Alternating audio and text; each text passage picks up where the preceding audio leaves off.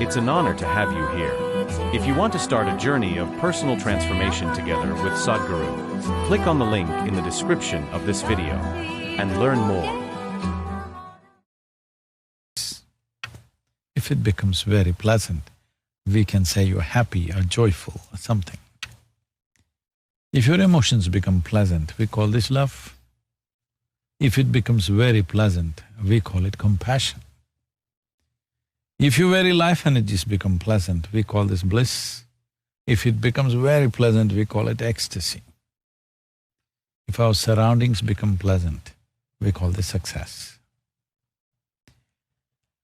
Only to make surroundings pleasant, we need to seek the assistance of other people, other forces, various skills to be gathered, all this to create pleasantness in our surroundings. But to make this body, this mind, this emotion and energy pleasant is 100% your business, isn't it? So, instead of looking for a definition of happiness, let me put it this way. Do you want your experience of life pleasant or unpleasant? Pleasant. Pleasant. How pleasant? As much as possible or 50% will do? Adequately pleasant. Doesn't have to be as much as possible. Huh? As much as possible. Yeah. That means you are thinking of how to be ecstatic. But now you're settling for happiness because you've given up on ecstasy. Many people have given up on happiness For ecstasy. and they're looking for peace. Many people have given up peace and they will only rest in peace. They are thinking, if I live without any trouble, it's enough. Many people have given up that, inevitably they are in trouble. If the trouble is minimal, it's good enough. I'm saying these are all things that you set up. I'm asking you, as a child, as a youth or even as an adult, whatever is the most beautiful moment of your life in terms of your experience, not in terms of arrangements, not in terms of family, career, this, that, within you, what was the most fantastic moment in your experience? That moment, whatever it was, you're capable of that much experience. Yeah. So at least that you must set it as a baseline. How joyful you were in a given moment in your entire life, what was the highest moment? That should be the baseline because you're capable of that. So in your life, if you do not know, if you do not do what you cannot do, no problem. But if you do not do what you can do, it's a disastrous life. This is the disaster, the problem with most human beings. Even what they can do, they're not doing. What is the most joyful, what is the most loving, what is the most ecstatic moment in my life? That should at least be the baseline, isn't it? Because you're capable of that.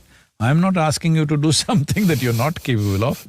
What you're capable of, if you don't do, somewhere you have not even begun to appreciate the life that you are, isn't it? Yeah.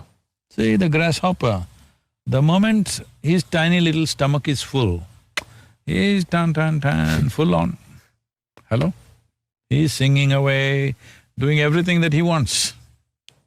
Your stomach is full, but no. This is a unique human problem. In southern India, even today, it may be there in Indonesia also, probably, in local languages. If you meet somebody in the villages, even today, the only question they'll ask is, "Haptingla? Utaita?" This means, have you eaten? Nobody will ask you, how do you do? No such thing. Because if you've eaten, what other problem can you have? Yeah. Other problems are all self-made, it's understood. Suppose I didn't get food to eat, it's a situational issue. I'll have to sort it out. But my stomach is full and I'm not happy. You shouldn't look at the world, you must look at fixing this one, isn't it? So do not set how much percentage of pleasantness you want. whatever is the highest level of pleasantness you experience, that should become the baseline and we will see if there are bigger things possible. Otherwise, you think this is not a good place to live, you want to go there. Everybody who believes that they are going to a much better place than here, why are they waiting? If they are so sure there is a better place up there and everything there is better than this place, what are you waiting for? At least you must get there before I come because I may take the best accommodation. No, I'm saying we are trying to fill the void of our ignorance with all kinds of beliefs so that we feel confident living here. Because you have not been conscious of your mortal nature. Once in a way, when your friend dies, you look at the funeral and think, oh my God, it could be me. Then it terrifies you. To how to cross this bridge? It doesn't matter, anyway I'm going to that place which is better than this place. If that place is better than this, why are you wasting your time here? You should go. No, that's not how it works, isn't it? So I'm not trying to denigrate anything. All I'm saying is, human intelligence should be used to penetrate the nature of creation and the source of creation, not conclude from somebody else. So always we are looking for an authority of a scripture, of a preacher, of a guru or somebody else who said that, or somebody who we think is God. You're looking for an authority because you have no clue what is the truth. If you make authority the truth, many ugly things will happen. Truth is the only authority. This is yoga. No conclusions. Just seek, develop. You can only genuinely seek when you realize that you genuinely do not know. Then, if you realize I do not know and hold that awareness, seeking, longing and the possibility of knowing are not far away. It's right here. But we are closing the doors upon ourselves and claiming darkness. So, to change this is the goal of Conscious Planet, and we are empowered like never before. Coming back to your first question, this is the first time we can sit here and talk to the entire world. When we have such an opportunity, if we do not create the world that we want to live in, at least start moving in that direction, it shows we don't have enough love in our hearts for the world around us, for the life around us. So this is the best time that way.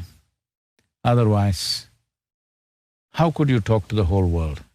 Today, our average video reach annually is around 2.5 billion. Never before anything spiritual has gone like this. I'm saying 8, 10, 12-year-old children are listening by themselves, not forced by anybody. It's never happened. Amazing. When I was 12 years of age, nobody could make me listen to anything spiritual, all right? It was simply impossible. But today they are seeking and listening.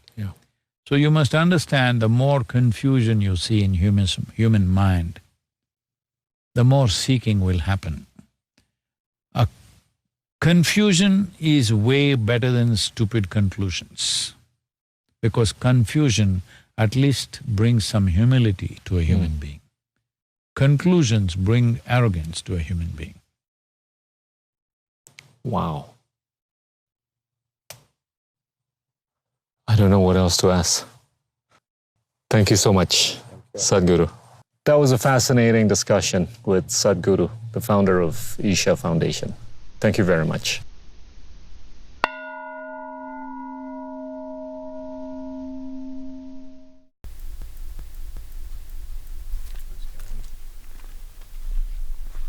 The guest is not here. Madison? Madison. Yes. Which part of it is true? Part of it. In total, there's about like 150 people staying here, and then But the temperatures were over 50 degrees. Well, right now they may not be punching you, but there is a… So I was there for one of the…